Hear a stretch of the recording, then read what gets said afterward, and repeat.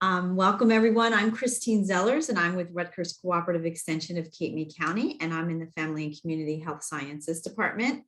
I'd like to thank Julie Howard and the Ocean City Library as always for hosting this webinar today. It's always a pleasure to work with Julie and all the folks at the Ocean City Library. They're very gracious hosts. So thank you for having me. Before we get started, I just wanted to put in the chat, there's a link that you can click on, and that link is to my evaluation, which is super helpful. If you would take a minute when the presentation is done to complete it for me, it's very helpful for everything that I do, allowing me to know how I'm doing with teaching, and it's important for me to have that information to share with my colleagues. Today's presentation is titled Functional Food, Coffee. Should it be your mug of choice? And I thought that a lot of the information I'm going to share today is very interesting. I do want to point out that Sherry Siriano from my department, who works out of Warren County and does my job there, is the author of this wonderful presentation and all of the functional foods presentations that I have shared with the library so far this year. And I'm sure that you'll find some really good history and background on coffee. Just to give you a little bit of background, Functional Foods for Life educational programs are a program series that are brought to you from the Family and Community Health Sciences Department. And as I said, they're written by Sherry Siriano. They're also brought to you by Rutgers Cooperative Extension, Rutgers, the State University of New Jersey. FCHS, which is the department that I work for, provides education on nutrition and healthy lifestyles throughout the state of New Jersey and beyond. And our overall goal is to improve the health of individuals, families, and communities. Functional food is one of the, functional food is one that has the potential benefit on health when it's consumed as part of a varied diet. So we're not telling you to just go drink coffee today and you'll be healthy. We're telling you that it's part of a varied, well-balanced diet. According to the Academy of Nutrition and Dietetics, the abbreviation for them is A&D, functional food includes whole foods as well as those that are fortified, enriched, or enhanced. All foods on some levels are considered functional, and there are substances or other well-known nutrients in some foods that may provide health benefits. Foods with these potential health benefits are known as functional foods. So that's the definition of functional foods for anybody on the call that was wondering. It's important to note that there's no legal or university accepted definition in the United States for functional foods. And that means that it's not regulated by any governmental entity such as the Food and Drug Administration. The series that's on functional foods, coffee, which I'm presenting today, and the other ones that I've presented in the past, is solely focused on whole foods or beverages that have been shown through recent research to provide possible health benefits. And as you'll see, coffee has qualities that allow it to be defined as a functional food. So again, keeping with the fact that it's a whole food, we want to remember that's not adding all the sugar and sweeteners and things like that that we like to load into our coffee sometimes. So we're talking about it as just the coffee as the whole food. I'm not advancing for some reason here. All right, let's stop our share and see if we can get this to go here. Sorry, technical difficulties.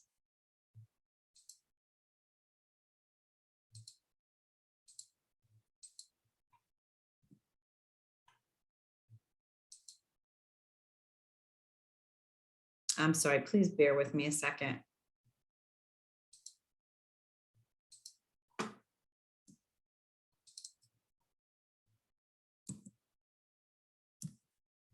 Oh, there we go. All right.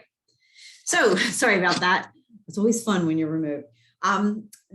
We have a couple of objectives in this presentation that we're going to help to acquaint you with the plant from which we get coffee. We're going to review a little bit about the history of coffee, which I found really interesting. We're going to talk about the different types of coffee, the making of coffee, and the research and current believed health benefits of coffee. And we're also going to talk about recommendations for including coffee as part of a healthful plant-based diet. The overreaching message for all of the functional foods for life educational programs is to increase your understanding of the benefits of plant-based foods, and that includes coffee and its and how it's helpful and fits into a healthful diet. There we go. Got it that time. Little background again, the history. We're going to talk about coffee trees really originated in ancient Ethiopia. And the way in which coffee was discovered is not really known for certain. You guys are really going to like this one. I like this one. But there's an interesting story about this. So one story is about a goat herder who noticed that his goats were becoming very active after eating red berries from a particular plant. So he was a really observant goat herder, I guess, and he decided to try the berries for himself and noticed an increase in his energy level. So he shared this information with the abbot of the local monastery, who found it kept him alert during evening prayers. So from there, the word spread, and that's how coffee was discovered. They think, they don't know for sure. So it was a goat that discovered coffee. So I thought that was really kind of cute and interesting. Oops.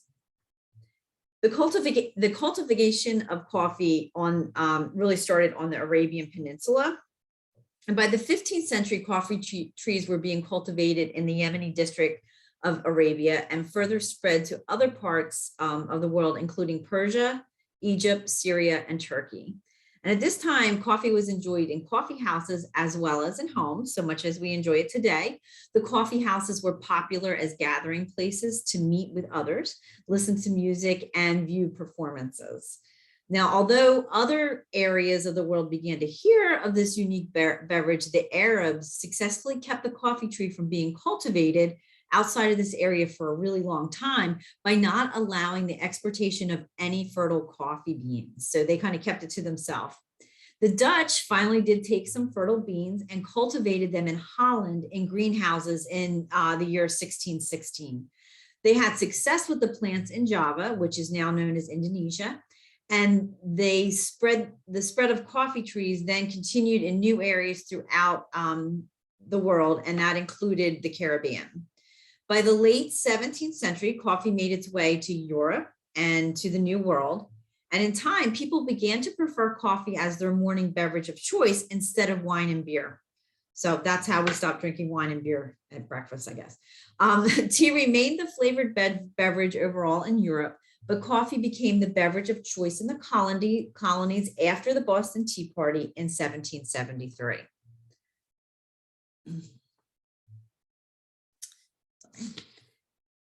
Tea and chocolate are similar to coffee in that they're also infusion drinks.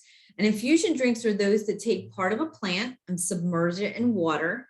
And coffee was introduced in Europe around the same time that two other popular hot drinks were introduced. Early in the 17th century, Spanish court started consuming chocolate as its beverage. So what we know probably now that's similar to hot chocolate, which I talked a little bit about when we did the functional foods for chocolate. Then in the 17th century, Europe started drinking tea, especially those of higher birth rate. The elite people of Europe started drinking tea. And then late in the 17th century, Europe started drinking coffee as well. Fast forward to today, and we all know Starbucks set the tone for today's coffee culture. Starbucks opened in 1971 by two Seattle coffee lovers, Jerry Baldwin and Gordon Bowerker. And they were mentored by Alfred Peet of the popular Peet's Coffee and Tea, which was founded in Berkeley, California.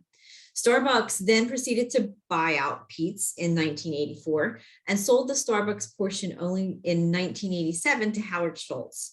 Starbucks invented a new way to look at coffee, and this new industry known as specialty coffee began to grow. And in just 2 decades, so by 2004, Starbucks reached $9.6 billion in sales. So those specialty coffees really took off. They really became we all knew this, a kind of a cultural thing almost. So coffee is from the family Rubaeus and the genus Coffea. There are many species of coffee plants, and the most important species to the coffee industry are Arabica and Robusta. So they're the two most important. Coffee Arabic or Arabic coffee grows best in steep terrains, and the best tasting Arabic coffee is grown at high elevations. The trees need to grow in a mild temperature between 59 and 75 degrees Fahrenheit and receive about 60 inches of rainfall per year. So they get quite a bit of rainfall. The flavor of Arabic is considered mild and fine. And also, as a result, it brings the highest prices of coffee, making up about 70% of the coffee production in the world. Coffea canephora or Robusta coffee grows in slightly warmer temperatures between 75 and 85 degrees Fahrenheit. So that can be grown at a lower elevation and it's easier to grow. Robusta is primarily used in blends of coffee and instant coffee, and it has a distinctive taste and 50 to 60% more caffeine than the Arabic coffees. We're going to talk a little bit about the caffeine content in a minute too. Nope, clicking still. This photo of a coffee plantation is in Brazil, and the coffee trees are seen in the foreground, so you can see them there. Coffee is grown in over 50 countries around the world, but Brazil is by far the top world producer of coffee. It's a beautiful picture there. This photo is a coffee bush in full flower that's from Brazil. It's in Brazil. And because coffee grows in continuous cycle and just keeps regrowing itself, there can be flowers, green fruit, as well as ripe fruit on a single tree at the same time. So it's kind of doing this constant cycle and might have everything all at the same time found there. Coffee beans are the seeds of the fruit that grow on the coffee bush. And I know in the beginning I mentioned, I'm sure you remember me mentioning the goat that ate the red berries. You can see them there. They're also known as coffee cherries. The fruit is harvested when the color is a certain shade of red, and each piece of fruit usually contains 2 coffee beans. The beans are removed from the fruit and they're dried and they can be roasted. There are 2 methods used to process the beans. There's the dry method and the wet method. So there's the 2 different ways you can process those beans. The key difference between the wet and dry methods of coffee bean production, is the wet method removes the pulp before drying it. And with the use of water, the pulp is removed, then the beans are then separated by size and placed in tanks for fermentation. This takes about 12 to 48 hours, after which they are rinsed, dried, and then hulled. After either process method, coffee beans are graded and sorted before exportation. These unroasted coffee beans are grown as green coffee. So it's called green coffee.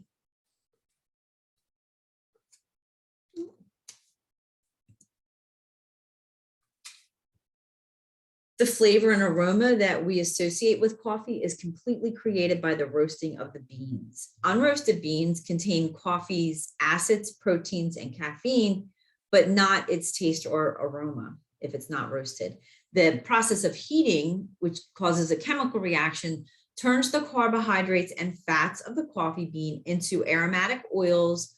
They burn off moisture and carbon dioxide, and it breaks down and builds up acid, releasing the well-known coffee flavor. And I know that coffee flavor, I never really drank coffee until I was in my 40s, but I know that coffee flavor and that aroma is very enticing and smells good. It did to me anyway, even when I was not a coffee drinker. The longer the beans are roasted, the darker the beans become. More moisture is lost from the beans, which causes it to have a popping sound, maybe like popcorn would have. The heating process also leads to the release of coffee oil known as caffeoil, which is known as the essence of coffee. This is the taste that is enjoyed when drinking coffee. Caffeoil can easily be damaged by moisture, by light, and by oxygen. Coffee is best 4 to 24 hours after roasting, and the essential flavor oils are delicate and fade or become tainted quickly after roasting. It's stored as a whole bean in airtight glass jars in dark places, and coffee can stay fresh for about 5 days. They deteriorate even more once they're ground up. So once those beans get ground up, they deteriorate faster. And there are around 3 or 4 main types of roast, including light, medium, dark, and darkest, although the industry does not standardize these methods for these roasts. I'm going to pause just 1 second. I think I just want to make sure everybody's okay. Is there any Okay, I thought I saw something in the chat, but I don't see anything, just making sure. Light roast are known as cinnamon roast, half city, and light city.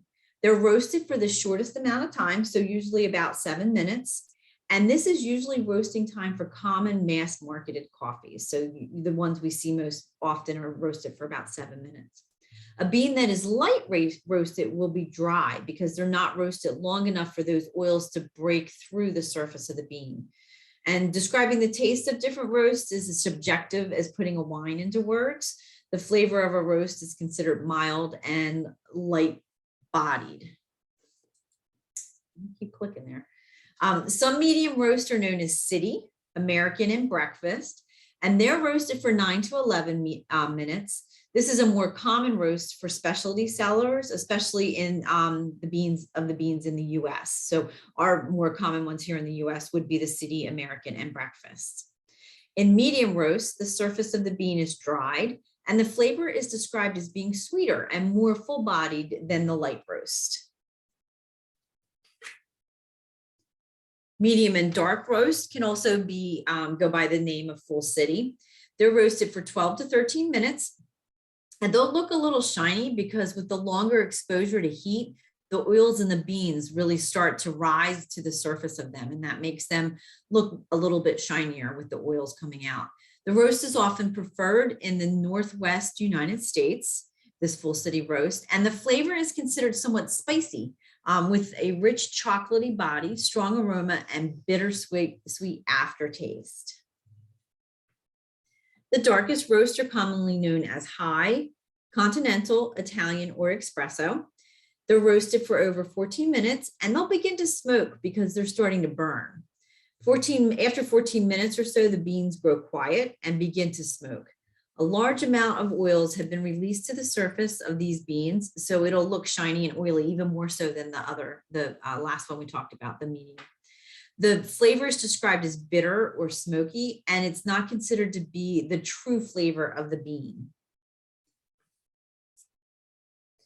This picture shows as an example of starting with the green there on the left, and then the medium, and then to the darkest roast. So you can see the difference in the actual color of those as well.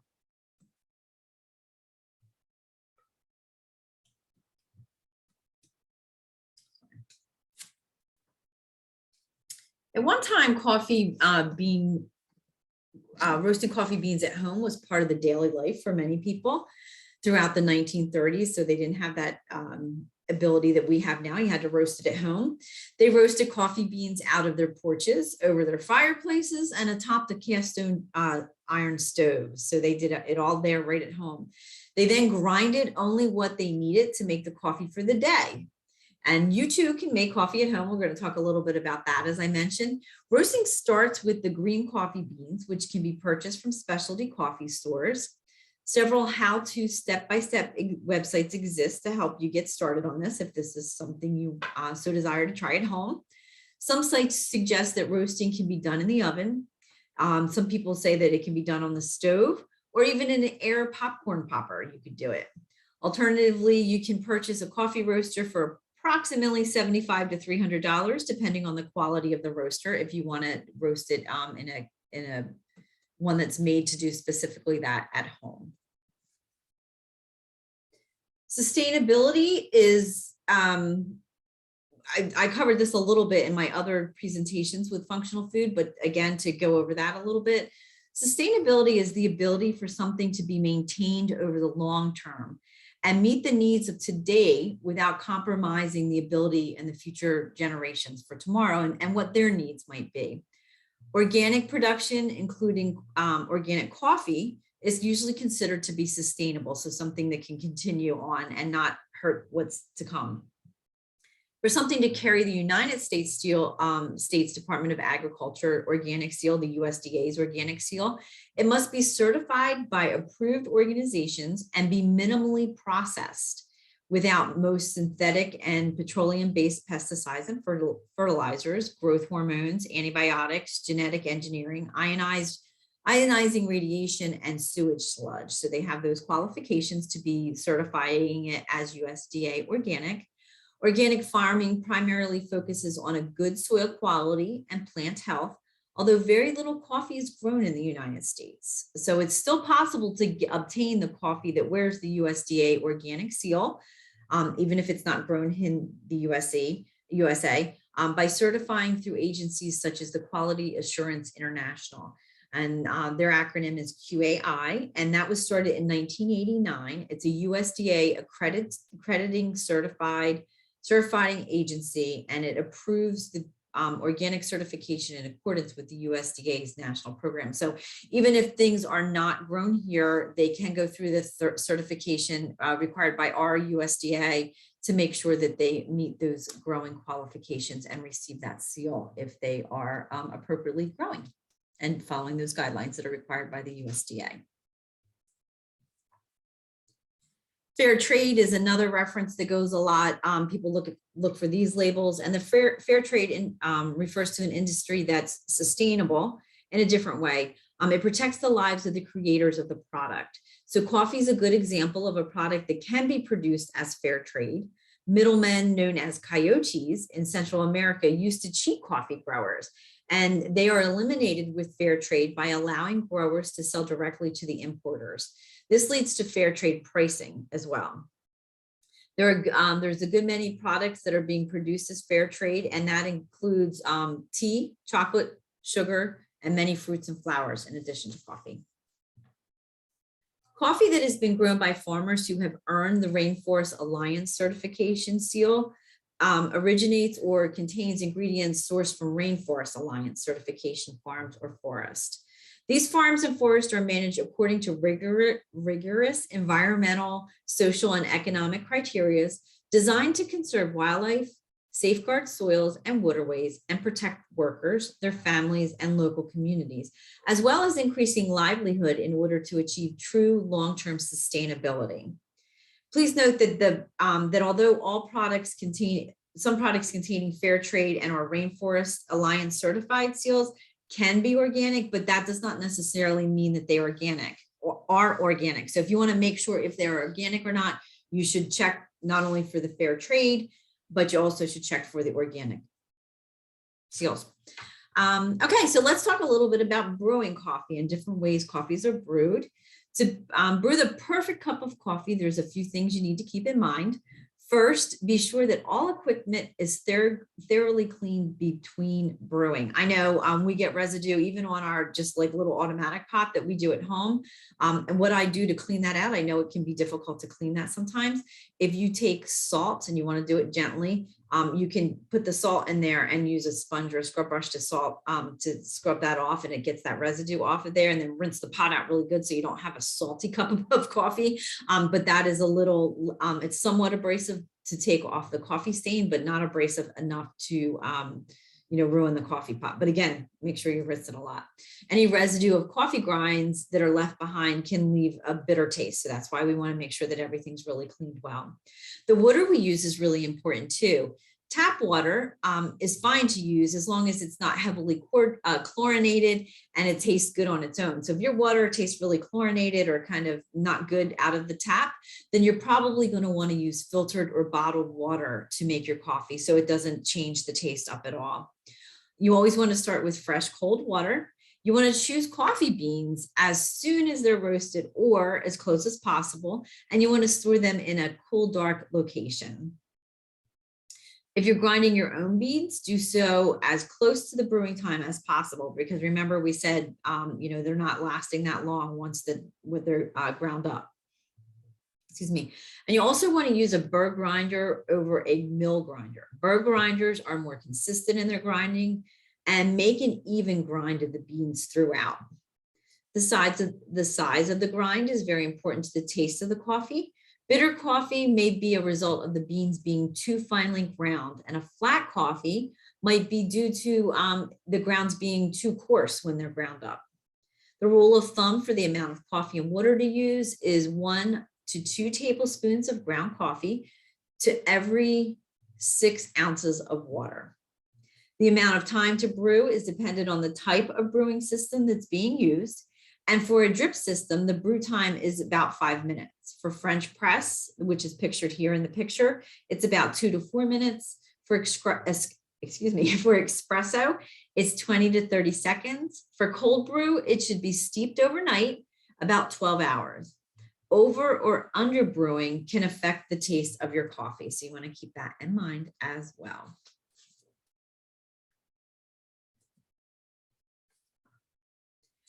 There's many ways to drink coffee, and each in some way adding hot water to the ground beans to extract the caffeinol, the essence of the coffee. Arab or Turkish coffee is perhaps the oldest method, where the coffee is made in a small copper pot with a long handle called an Arabic, and that's pictured here on the side. 2 teaspoons of finely ground coffee and 1 teaspoon of sugar were added to 1 cup of water, and this is brought to a boil, taken off the heat, and then brought again to a boil for a total of 3 times. So you take it off the heat, put it back on 3 times, you're doing that. Often a cardamom seed is added for flavor as well. In the filter method, this familiar method is used by many who make coffee at home, and ground coffee is put into a filter and nearly boiling water is poured over it. So that's a common one we use here at home. The French press or the plunger method is the method that extracts the most flavor from the beans. Ground coffee is placed in the bottom of the vessel. Hot water is added, it's stirred, and it's left to steep for 3 to 5 minutes. The plunger is pushed down to separate the grounds from the infusion. Espresso is an Italian method, and it's costly because it requires a special machine. These machines force the hot water through very fine, compacted coffee with a high level of pressure. Cappuccino is also an Italian method, and it is essentially espresso that's topped with froth or foamed milk. A percolator is the method that heats the ground coffee and cold water so it boils up to the top and percolates. Instant coffee is easy and obviously very convenient way to make coffee, and it stays fresh for a long time, and it's just adding hot water to the instant coffee. Caffeine itself creates a bitter taste in things, and Robusta has more caffeine. So as a result, it has a bitter taste. This is also one reason why it's often cheaper in price. Caffeine levels vary significantly from cup to cup based on the type of bean and brewing methods. Regular coffee has about 50 to 75 milligrams of caffeine in a 6-ounce portion, and decaffeinated coffee amounts vary as well based on decaffeinating methods, with 2 to 5 milligrams of caffeine per serving. So just to give you a little bit of a comparison there on the screen, tea has approximately 47 milligrams per 8-ounce serving. Chocolate has about 36 milligrams per 8-ounce serving, and then up to 300 milligrams per day, 3 cups of coffee or 6 ounces of tea is considered a moderate portion with no evidence of harmful effects in the vast majority of the adult population. And of course, that's going to vary with everybody. You know, I know I was showing Julie before, I have my keg of coffee for this afternoon that I usually start drinking at 3 o'clock, and I sleep like a rock every night, but that doesn't mean that'll work for you. So it's going to be, you know, an individual thing for everybody, depending on the caffeination levels. Decaffeination is performed on green tea. I'm going to start over again. Decaffeination is performed on green coffee beans in industrial plants. There are 4 methods for which each unique based on the substance or solvent used in extraction of the caffeine. So water is one method. This method uses water with natural substances that absorb the caffeine. Direct solvent, which is a method that uses either ethyl acetate or methyl chlorine. Methyl chlorine was found to be suspected of carcinogens in the 1980s, but as long as it's under 10 parts per million, the FDA still allows it. Ethyl acetate occurs naturally in fruit and is solvent and removes the caffeine from coffee. The use of CO2 is a supercritical state, which means between its liquid and gaseous state, and that can be very high pressure to extract the caffeine. And then finally, the methods that are available to decaffeinate coffee beans, the result is not always acceptable to coffee drinkers. So for many years, there's been a push to grow beans that are already caffeine free, or at least low caffeine, through a hybridization, crossbreeding, or genetic engineering or mutation, which is really used as creating a crop variety trait. So as far as the methods go, no one has really been able to completely successfully modify the bean itself to decaffeinate it.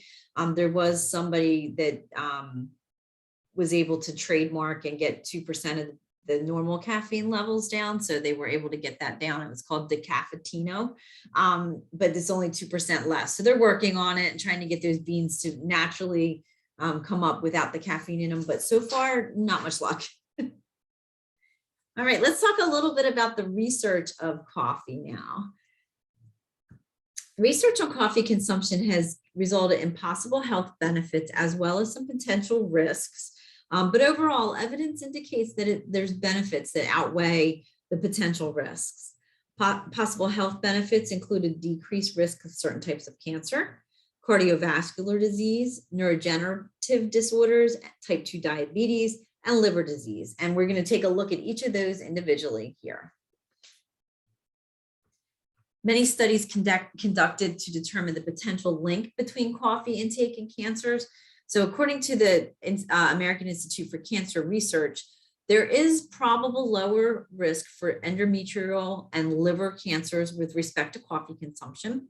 And other studies have found possible but less consistent protection against cancer of the oral cavity, colorectal cancer, and against cancers in general.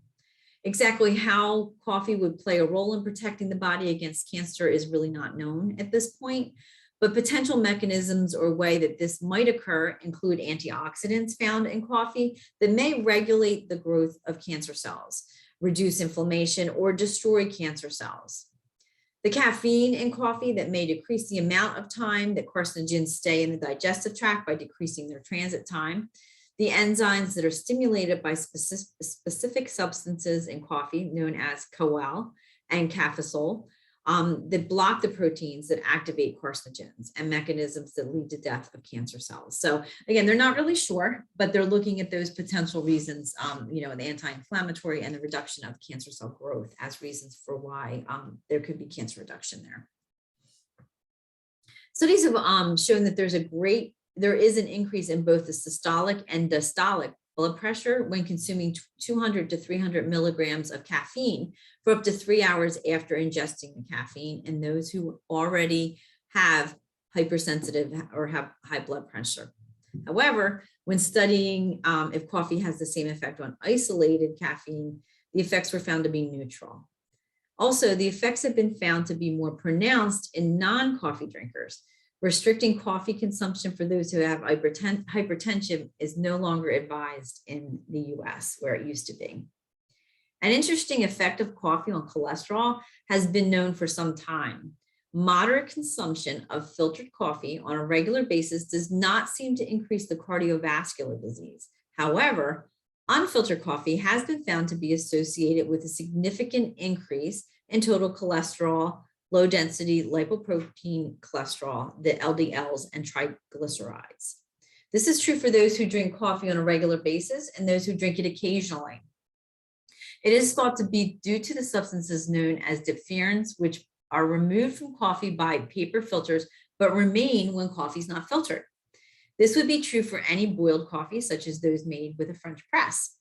Some studies have found that coffee is also associated with homocysteine levels, the THCY, has been related to an increased risk for heart disease.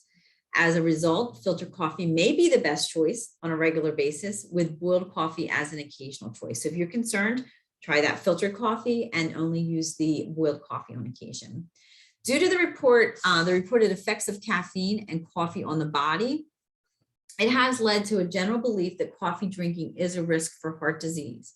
What has been discovered is that there's no consistent evidence that drinking coffee regularly is associated with an increased risk of heart disease. What has been shown is that there is an increased risk of mitochondrial infarction, which is a heart attack, within an hour of drinking coffee, especially for those that are at risk and do not drink coffee on a regular basis. So the findings came out that where that increase for the heart attack is people that don't regularly drink it and are already at risk for a heart attack. There is a similar finding with drinking coffee within an hour of a stroke. There is a similar finding if you drink coffee within an hour, it's more likely to give you a stroke. Most of those studies show that the intakes of caffeine may result in the arrhythmias. However, it's not clear if it's simply the caffeine that's the cause.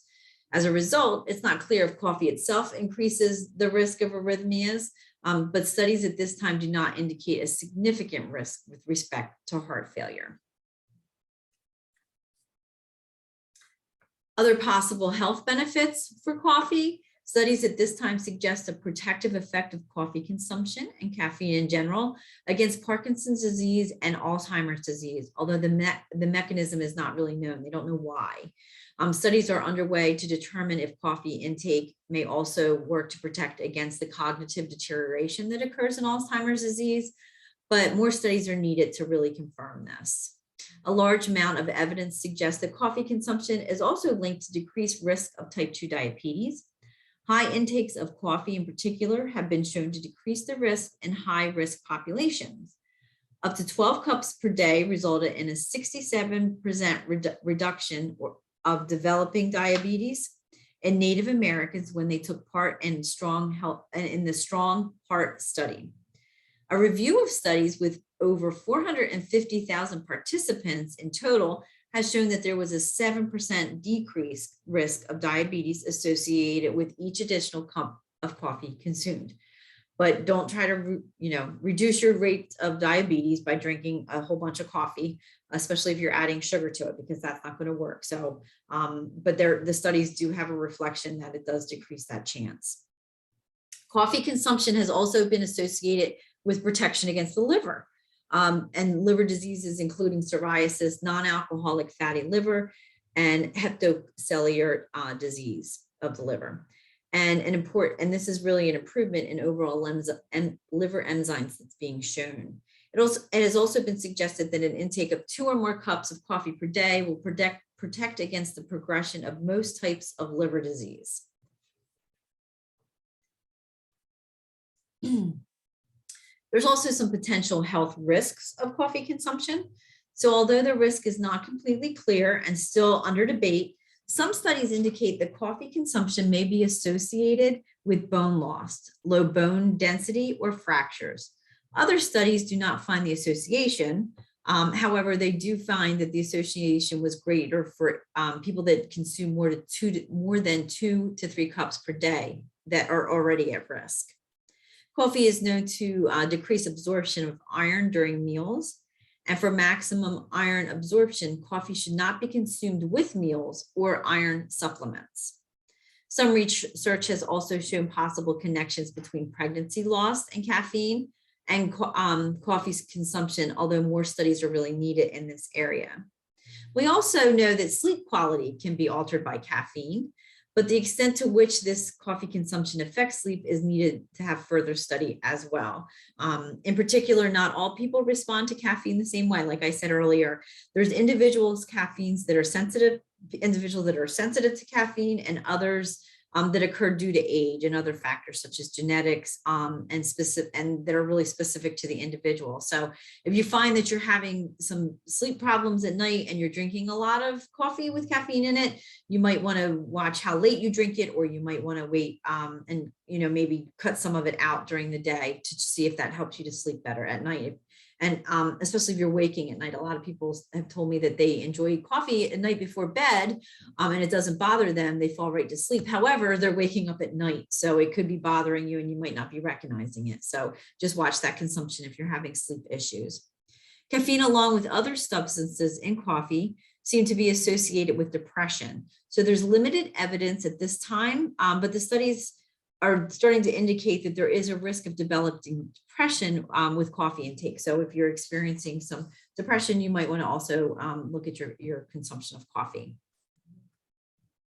The most recent recommendations for making healthy beverage choices are provided from Healthy Beverage Guidelines from the American Journal of Clinical Nutrition, and they've ranked beverages in levels 1 to 6. Unsweetened coffee along with tea was placed in the second level, with water being number 1, the healthiest beverage of choice. Now, again, just a reminder, it's saying unsweetened coffee. So, if we're buying those big coffees with all the sugar added in, that's not making it number 2. It's making it number 2 is unsweetened. Drink coffee as part of a healthful diet that includes other plant-based foods, including vegetables and fruits, as well as whole grains and legumes, because that'll help to balance out your plant-based part of your diet. Overall, all risks mentioned are possible and associated with high intakes of coffee and caffeine.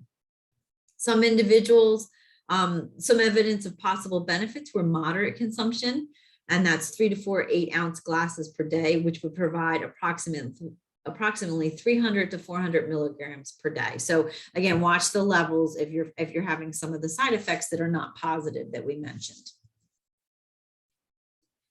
These are, I'll send these out post presentation as well.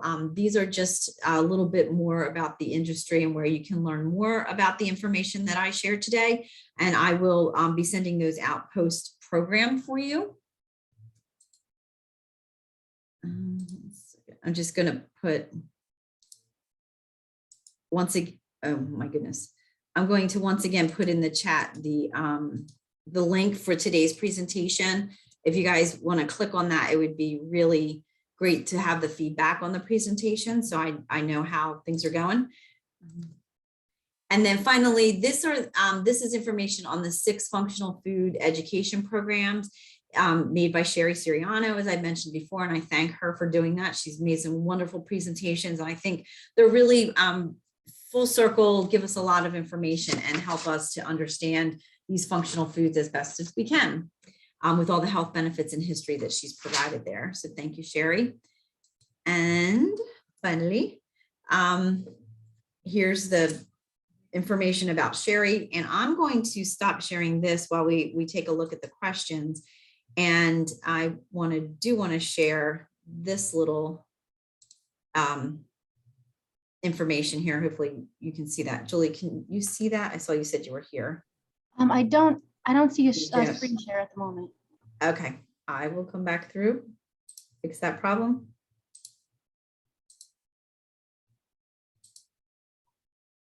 How about now? Yep, I can see it now. Okay, let's get it. There we go. So this is the link once again to the evaluation. I would be grateful if you would please fill that out. And if you have your I don't know where my cell phone is. If you have your cell phone, if you open the camera and then just hold it up to the screen with that QR code there, it'll take you right to that link so that you can easily access the evaluation for me. And Julie, it has a poll that if you, there's just 2 questions in the poll. If you could answer the poll questions, that would be fantastic too. And then finally, I don't know why we're not clicking here today. There we go. Finally, here is my contact information for myself. There's links to my website here, as well as the websites for Cooperative Extension across the state, and as well as our Facebook and our Cape May County Facebook for FCHS and our Rutgers Cooperative Extension Facebook.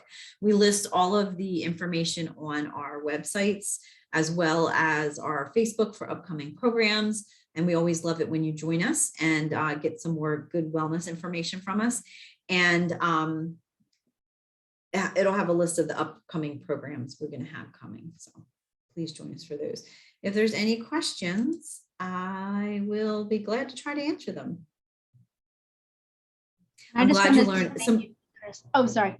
Sorry, I was going to say, somebody said they learned a great deal. I learned a great deal. I love Sherry's presentations and I love doing them because there's, I love the part about the goat. I think that was my favorite thing, learning that the goat was actually the one that got a little more energy. So it's good to know.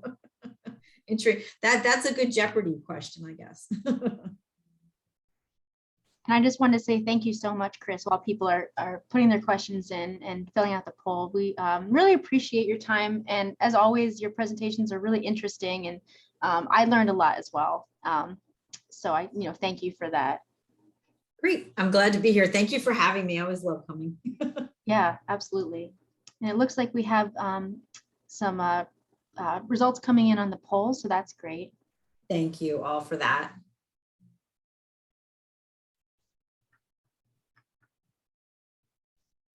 All right, well, no more questions. I'll give you another second here to fill out the poll and answer questions. I will be coming, Julie and I have already started setting up the schedule for next year for 2022. I can't believe we're talking about 2022 Yeah. already. And the schedule for coming to the library. So I hope you'll join us for that.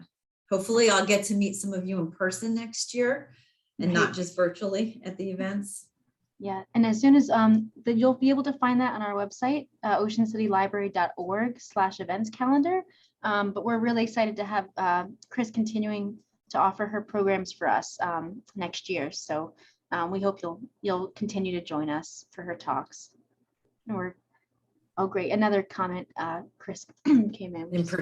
Yeah, in person sounds good to me too. Yeah. I've had enough. It's so much different when you're presenting to people in person because you can see their reaction. You can see if you need to change what you're saying. But when you're doing it like this, you just, yeah, nobody, I see nothing. So I'm looking forward to seeing everybody's faces again, their smiles.